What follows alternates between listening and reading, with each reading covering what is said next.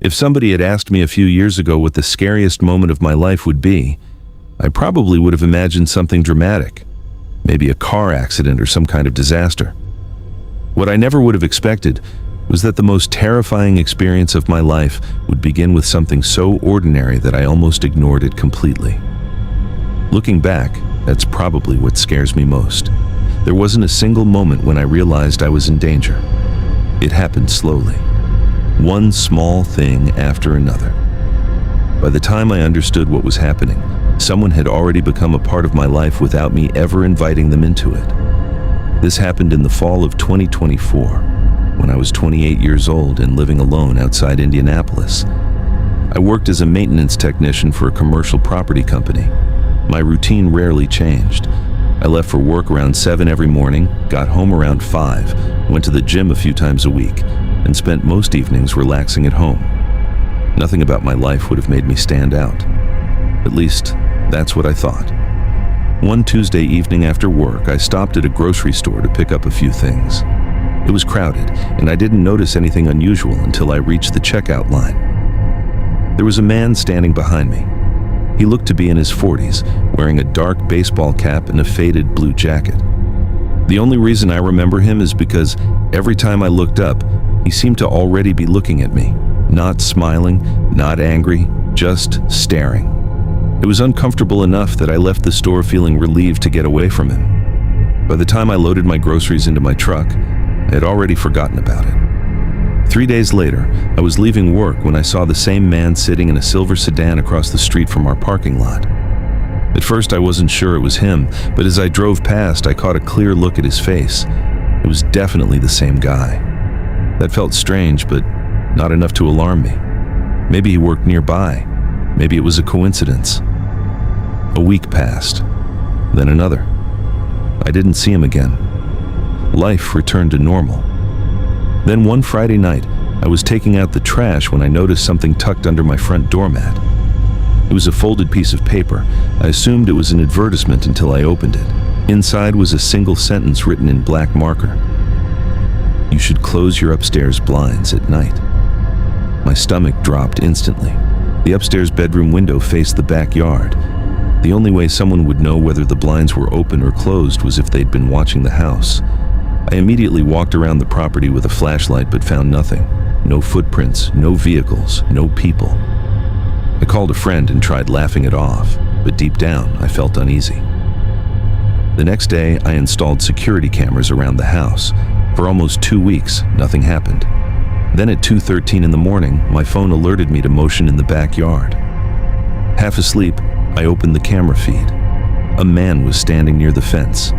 The image was grainy, but I could tell he wasn't just passing through.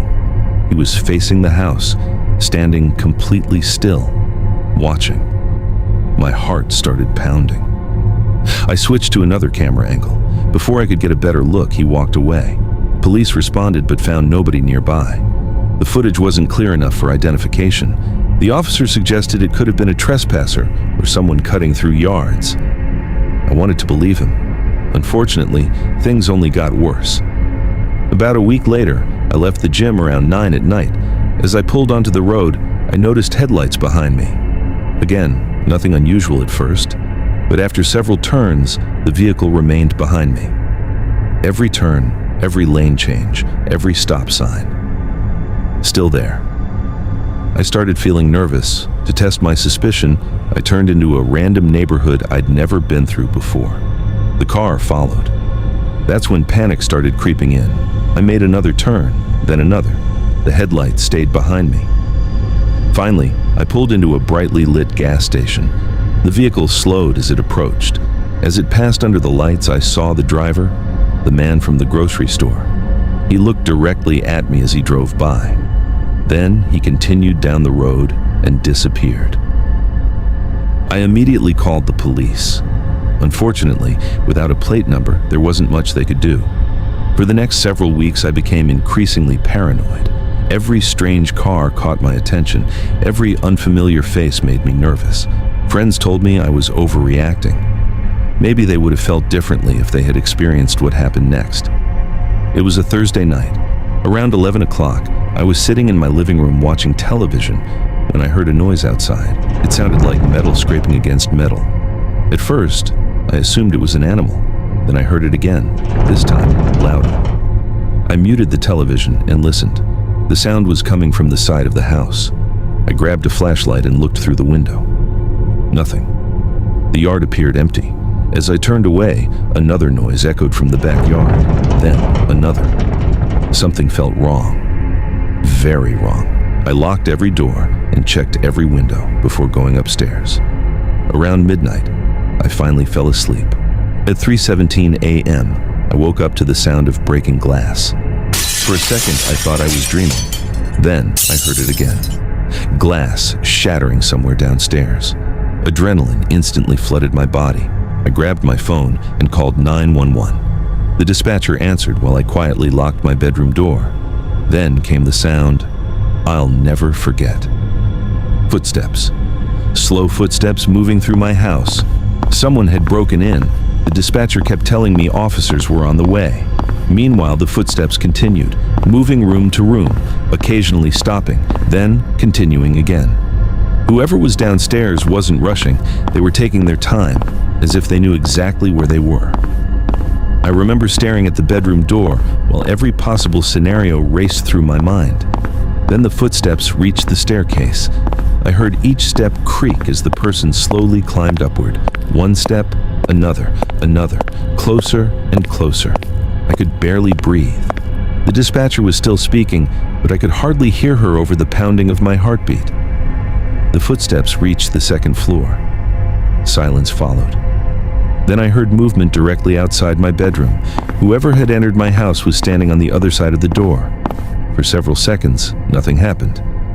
Then, the doorknob slowly turned. I nearly dropped my phone. The person outside began pushing against the door, not violently, just testing it, checking whether it was locked. Then everything became quiet again. I don't know how long he stood there. It felt like forever. Finally, I heard movement away from the room. Then, distant footsteps heading back downstairs. Moments later, police sirens filled the street. Officers entered the house and searched every room. The intruder was gone. He had escaped through the same rear window he'd used to enter. But he left something behind. On my kitchen table, officers found a backpack. Inside were gloves, duct tape, zip ties, a flashlight, bottled water, and several notebooks.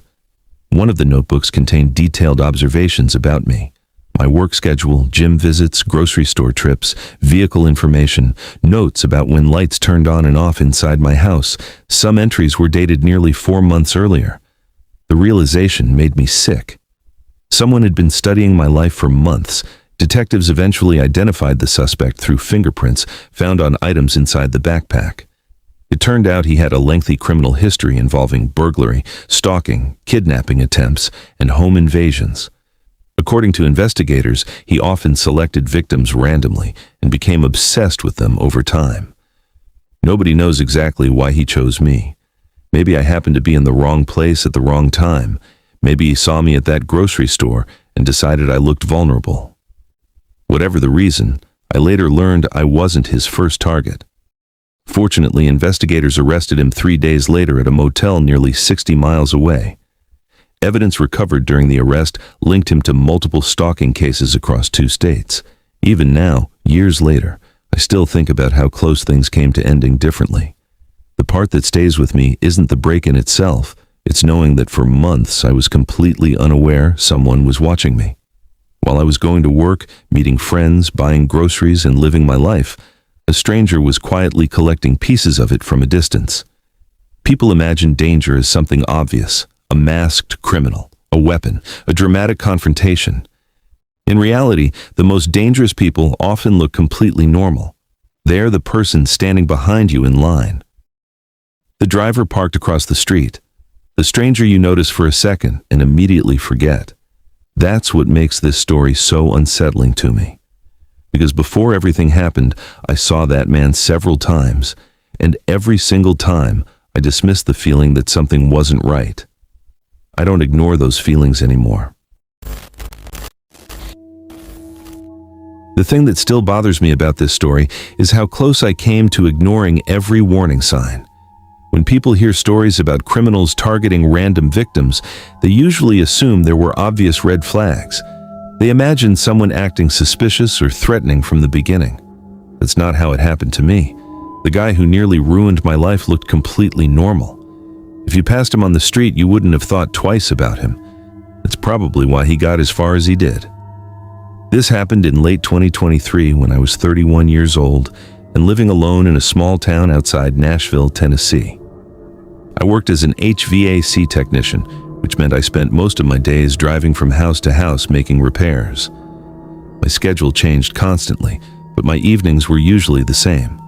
I'd get home around 6, make dinner, watch television, and go to bed. It wasn't an exciting life, but it was comfortable. The first time I saw the man was at a convenience store near my apartment.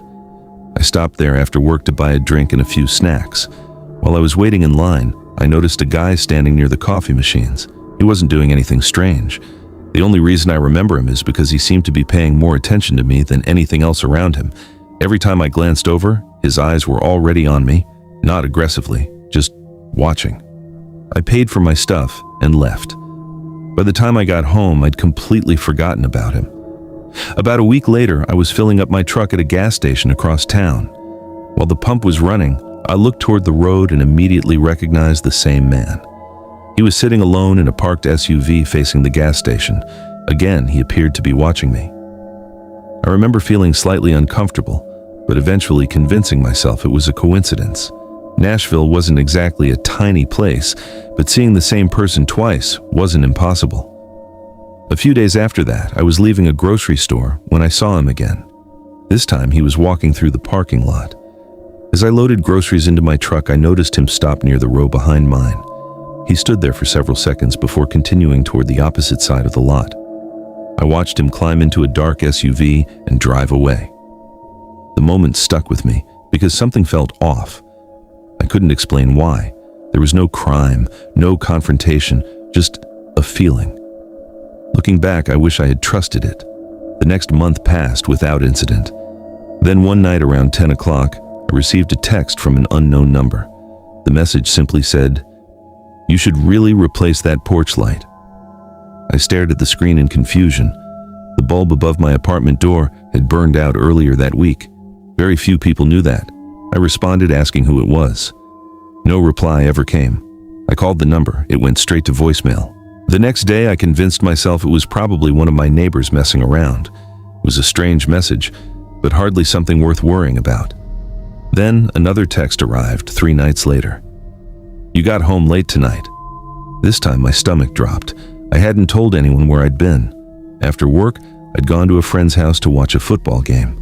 The text arrived less than 10 minutes after I walked through my apartment door. Whoever sent it knew when I got home. I immediately called the police non-emergency line. Unfortunately, there wasn't much they could do.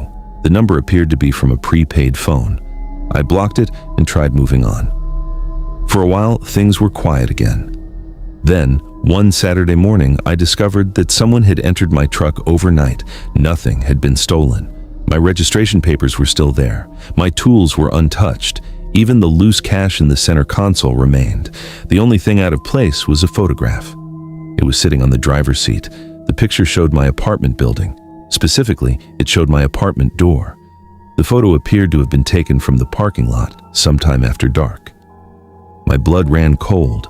I immediately called police. Officers searched the area and dusted for prints, but they found nothing useful.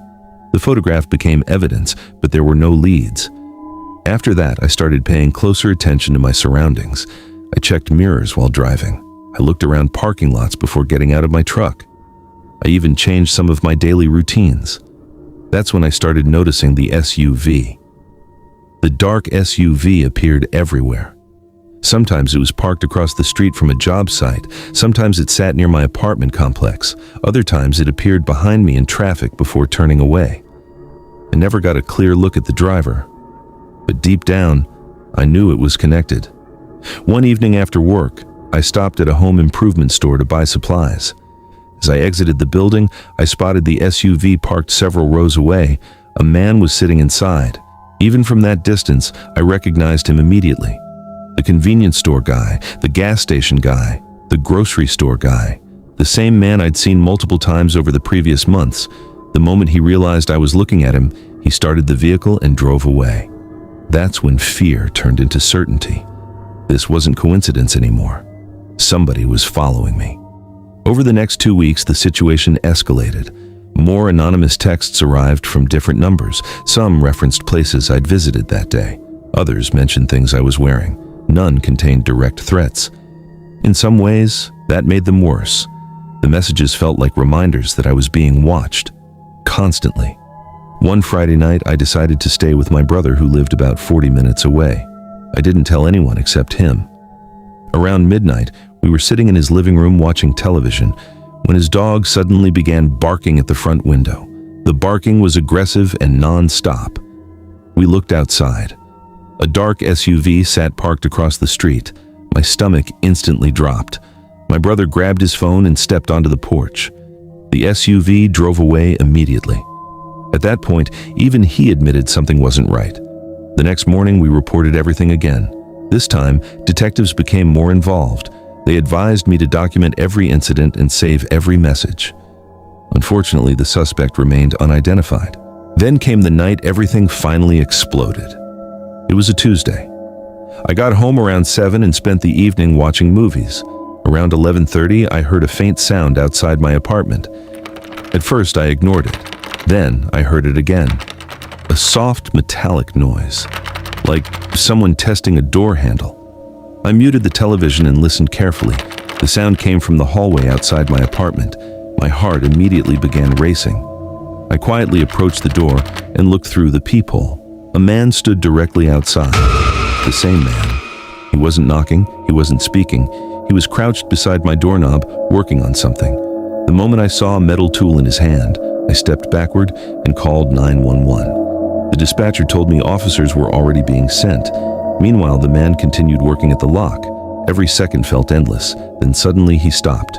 For several moments, he remained completely still. That's when I realized he might have heard me moving inside. Slowly, he stood up.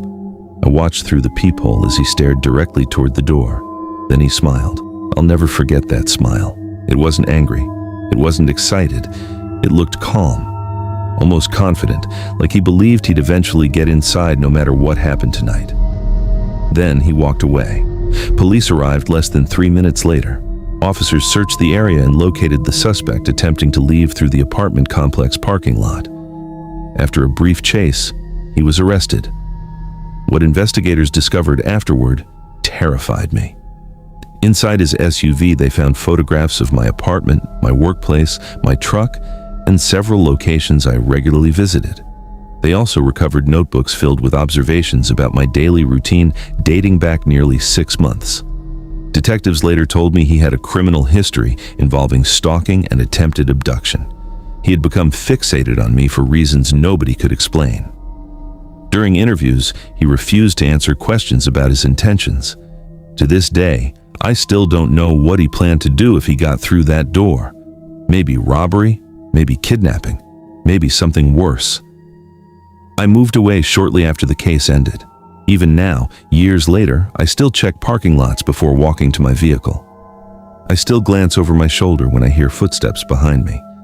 Because the scariest thing I learned from that experience is that you don't always know when you're someone's target. Sometimes the person watching you isn't hiding in shadows or wearing a mask. Sometimes they're standing 10 feet away pretending to be just another stranger while quietly learning everything about your life. I used to think people exaggerated when they talked about trusting their instincts. You always hear stories where someone says they got a bad feeling about a person, and later that person turned out to be dangerous. I never really believed in that.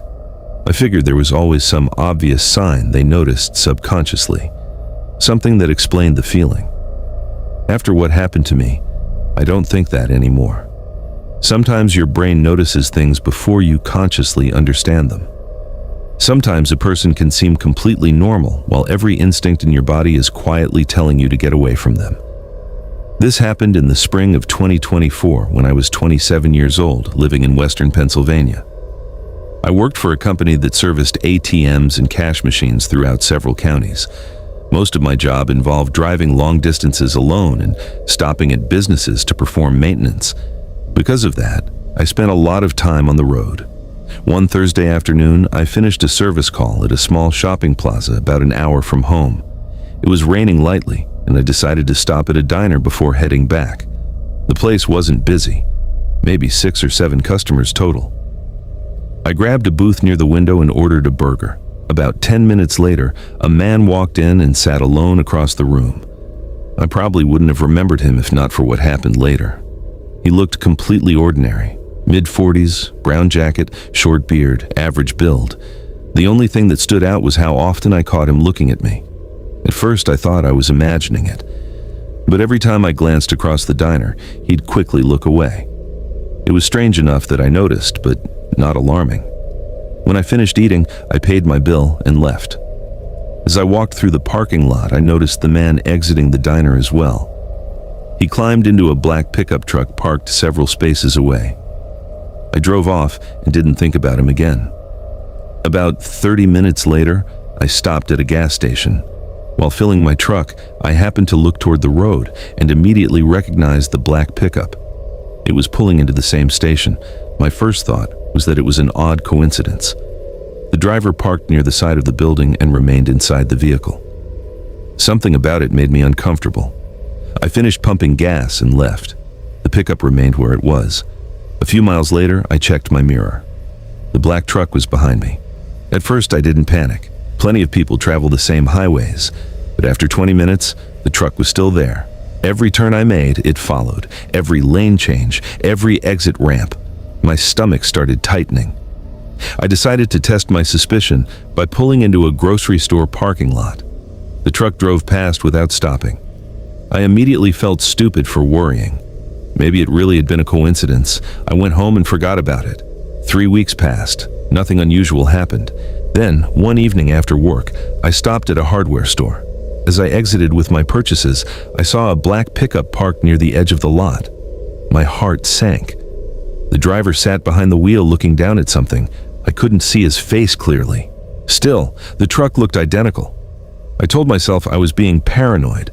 There had to be thousands of similar vehicles in Pennsylvania. Yet, as I loaded my purchases into my truck, I noticed the pickup pulling away. As it passed, I saw the driver. It was the man from the diner. This time there was no doubt. He looked directly at me as he drove by. The feeling that hit me wasn't fear yet. It was confusion. Why did I keep seeing this guy? A few days later, I received a strange phone call while eating dinner. The number was unknown. When I answered, nobody spoke. I listened for several seconds before hanging up. 5 minutes later, the same number called again. Silence. Then it happened again the next night, and the night after that. Eventually, I stopped answering. The calls continued anyway. Around that time, I started noticing other things. A vehicle parked near my apartment complex that I'd never seen before. Someone leaving before I could get a good look. Footprints near my back patio after rain. None of it was enough to prove anything, but together, it created a constant feeling of unease. Then came the moment that changed everything. It was a Friday night. I was driving home from a service call that had run late. Around 10 p.m., I stopped at a red light in a mostly empty part of town. As I waited, headlights appeared behind me. I glanced in the mirror. Black pickup. My pulse immediately jumped. The truck remained behind me through 3 intersections, then 4, then 5. I decided to make an unexpected turn. The pickup followed. Another turn. Still there. At that point, there was no question. The truck was following me. I grabbed my phone and prepared to call police. Before I could, the truck suddenly accelerated and pulled alongside me. I looked over. The driver was the same man. He stared directly at me for several seconds without expression. Then he smiled. Not a friendly smile. Not an angry smile. Just a strange, calm smile. After that, he sped ahead and disappeared. I barely slept that night. The next morning, I reported everything. Unfortunately, I didn't have a plate number. Detectives took the report but admitted there wasn't much they could do. For the next 2 weeks, things were quiet. No sightings, no calls, no strange vehicles. I started convincing myself that maybe it was over. Then, one Sunday afternoon, I returned home from visiting family. As I unlocked my apartment door, I immediately noticed something wrong. The deadbolt was unlocked. I always locked it before leaving, every single time. A cold feeling ran through me. I pushed the door open carefully. Nothing appeared missing. The television was still there. My laptop remained on the desk. Everything looked normal. Then I noticed a kitchen chair positioned in the middle of my living room facing the hallway. I'd never placed it there. My heart began pounding. I backed outside and called police immediately. Officers searched the apartment. There were no signs of forced entry, but someone had definitely been inside. The worst discovery came minutes later. One officer entered my bedroom and called for his partner. When I stepped inside, I felt sick. Dozens of photographs were spread across my bed. Pictures of me leaving work, pictures of me pumping gas, pictures of me entering grocery stores, pictures of me unloading items from my truck. Some had clearly been taken from a distance. Others looked disturbingly close. There had to be at least 50 photographs. Police immediately treated the situation as a stalking case. Crime scene technicians processed everything for evidence. Several fingerprints were recovered. 3 days later, detectives identified a suspect. It was the man from the diner, the man from the black pickup, the man who had apparently been following me for months.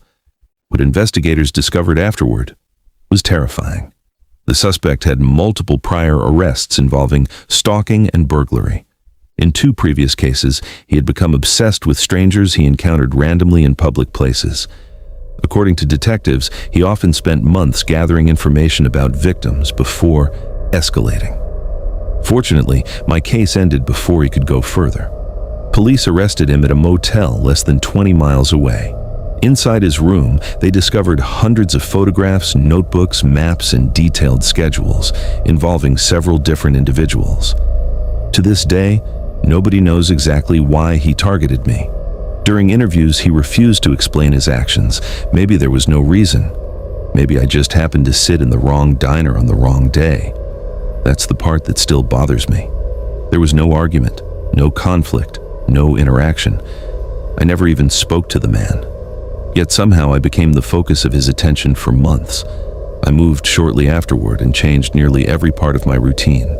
Even now, whenever I notice the same stranger more than once in different places, I pay attention. Because the scariest lesson I learned is that some of the most dangerous people don't force their way into your life immediately. They quietly insert themselves into the background and wait until they know more about you than you realize. By the time you notice them, they've already been watching for a very long time.